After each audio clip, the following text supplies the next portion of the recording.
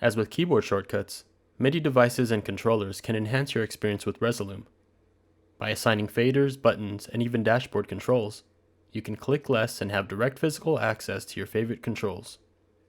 We'll show you a general setup using the Akai APC40 MK2 MIDI controller, which should work with similar controllers that have knobs, sliders, and buttons.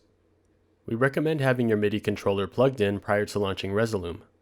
If the controller is plugged in while Resolume is launched, go into the Preferences under the MIDI tab. Click on Refresh to ensure the device is connected. If everything is connected and your controller is listed, we can enable both MIDI input and output. MIDI input enables Resolume to detect signals from our MIDI controller, while MIDI output allows Resolume to relay signals back to our controller. Since Resolume has a few modes for the Akai APC, let's stick with the recommended alternate Ableton Live mode. To start assigning the Resolume interface to MIDI, click on the Shortcuts menu and Edit MIDI. The parts of the Resolume interface highlighted green are where you can assign shortcuts. To assign a shortcut, click on a green part of the interface and press a button on your MIDI controller. The corresponding MIDI note will be displayed and set. We've assigned a pad to the first clip on layer 1. If we exit shortcuts by pressing the escape key, we can press the pad to trigger our clip on layer 1. Let's go back to editing MIDI shortcuts.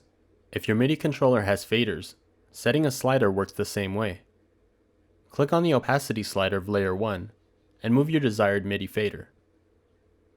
Press escape to exit shortcuts and slide the fader up and down.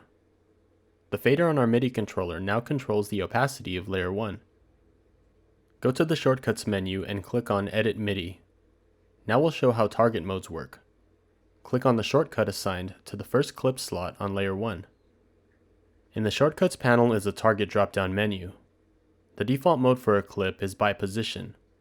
This means that anytime the button assigned to this clip's position is pressed, the specific clip slot will always be triggered, no matter what deck or layer is selected.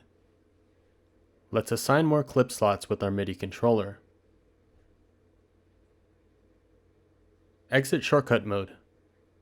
Pressing the buttons on our MIDI controller now trigger the clips in the assigned slots. Notice that even if we swap some of the clips, any content positioned in the assigned clip slots are triggered when we press the buttons on our MIDI controller.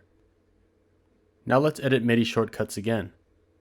This time we'll switch the target mode of our first clip on layer 1 to this clip. This clip is a shortcut target mode that assigns a shortcut to this specific clip and only this clip. We'll exit shortcut mode by hitting escape. If we move this clip to another slot, notice that pressing the button assigned to this clip using our MIDI controller still results in this specific clip being triggered. So no matter where we reposition this clip, the MIDI shortcut will always trigger it.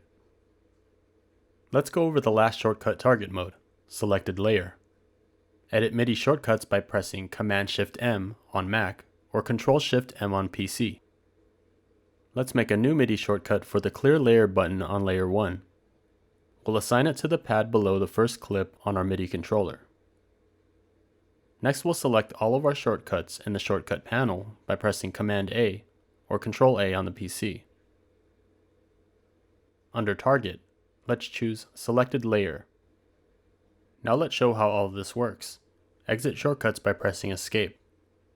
Triggered clips, layer opacity, and the Clear Layer button only work on layer 1 because this is our currently selected layer. Now select layer 2. As we press the same MIDI shortcuts, notice the same controls now only work on layer 2.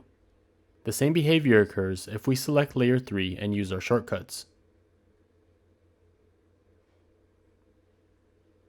Let's edit MIDI shortcuts and notice that our interface has updated to show the shortcuts are currently on layer 3.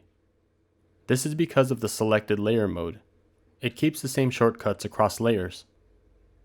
Shortcuts can be cleared or deleted by right-clicking on the interface or on the shortcut in the Shortcuts panel. If you would like to save your shortcuts as a preset, you can do so by clicking on the drop-down menu under the Shortcuts panel tab. Click on Save As and name your preset to whatever you'd like.